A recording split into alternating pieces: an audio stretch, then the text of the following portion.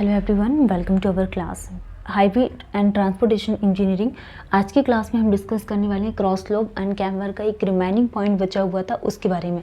जैसा कि हमने यहाँ पे प्रीवियस क्लास में क्रॉस स्लोप और कैम्बर के बारे में डिस्कस किए थे एंड जिसमें से हमने यहाँ पे इसके टाइप्स के बारे में डिस्कस किए थे कि क्रॉस स्लोप जनरली कितने टाइप के होते हैं। फर्स्ट हमने यहाँ पे स्ट्रेट के बारे में डिस्कस किए थे कि स्ट्रेट क्रॉस स्लोप होता है, straight cross slope. And second हमने क्या डिस्कस किए थे, पैराबोलिक, स्ट्रेट क्रॉस स्लोप और parabolic cross slope, straight cross slope और parabolic cross slope. And third हम डिस्कस करने वाले हैं किसके बारे में, कॉम्पोसाइट कैम्बर के बारे में, कॉम्पोसाइट कैम्बर। तो ये तीन टाइप के क्रॉस स्लोप होते हैं, straight cross slope, parabolic cross slope and third is the composite cross slope. ठीक है, जिसमें से हम आज के क्लास में डिस्कस करने वाले हैं कि कॉम्पोसाइट क्रॉस स्लोप क्या होता है, कॉम्पोसाइट क्रॉस स्लोप क्या होता है, कॉम्पोसाइट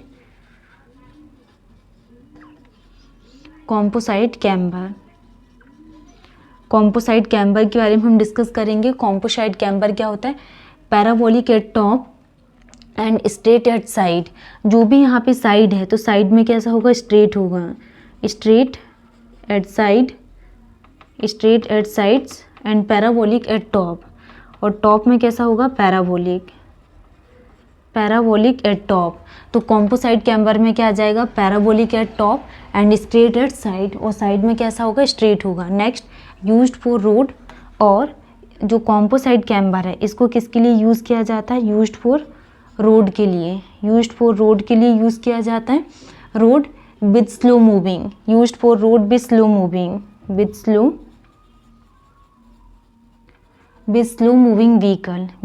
मूविंग व्हीकल के लिए यूज़ करते हैं। तो used for roads with slow moving vehicle like bullock cart, जैसे फॉर एग्जांपल के लिए क्या आ जाएगा, बलोक कार्ट्स।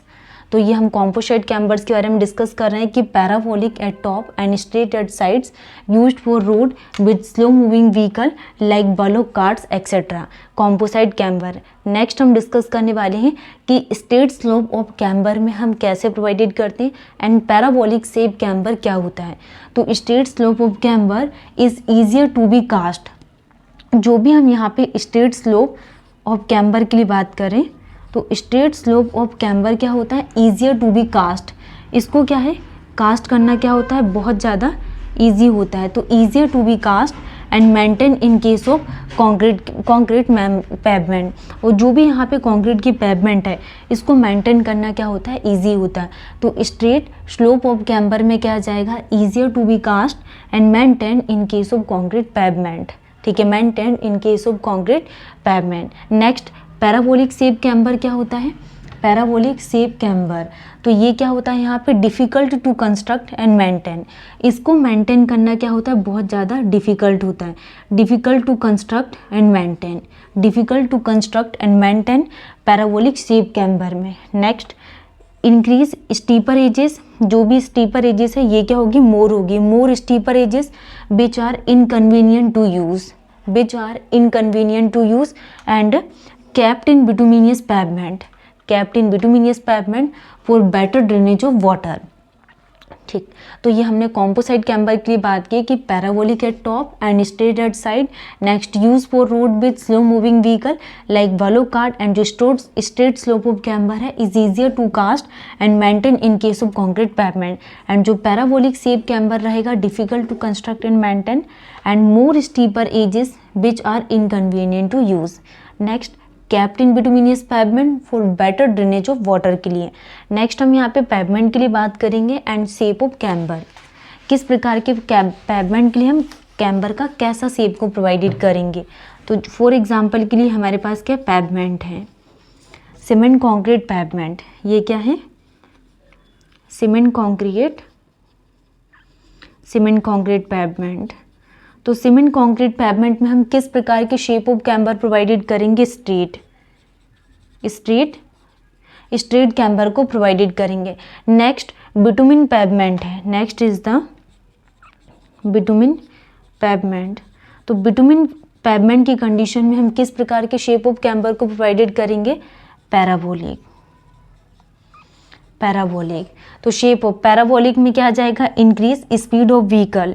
तो आपको ध्यान रखना है कि सीमेंट कंक्रीट पेवमेंट है तो shape of camber straight, and bitumen pavement है तो जो शेप ऑफ कैम्बर होगा पैराबोलिक, जिससे इस व्हीकल की जो स्पीड है वो क्या होगी, इंक्रीज होगी।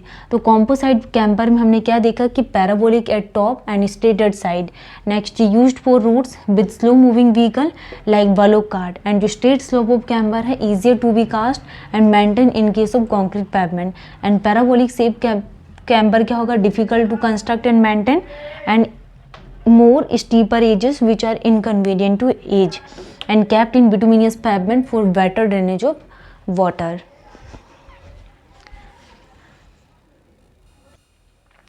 नेक्स्ट हम डिस्कस करने वाले हैं width of pavement and carriage वे के बारे में, कि पेवमेंट की विड्थ क्या होती है, या फिर हम कैरिज वे के लिए बात करें तो width of pavement depends upon width of traffic lane and number of lanes. तो जो भी यहाँ पे पेवमेंट है तो पेवमेंट की विड्थ है ये किस किस पे डिपेंड करती है, सबसे फर्स्ट नंबर पे width of traffic lane, first lane second lane. तो जो भी इसकी विड्थ होगी तो विड्थ ऑफ ट्रैफिक लेन में डिपेंड करती एंड नंबर ऑफ लेन्स में डिपेंड करती। जैसे कि यहाँ पे एक व्हीकल इस कंडीशंस में जा रहा एंड एक इस कंडीशंस में आ रहा, तो नंबर ऑफ लेन्स, तो width of pavement width of traffic lane and number of lanes पर डिपेंड करती, first point. Second, the portion of carriage way width, जो भी कैरिज वे विड्थ का पोर्शन है intended for one line of traffic movement in terms at traffic lane.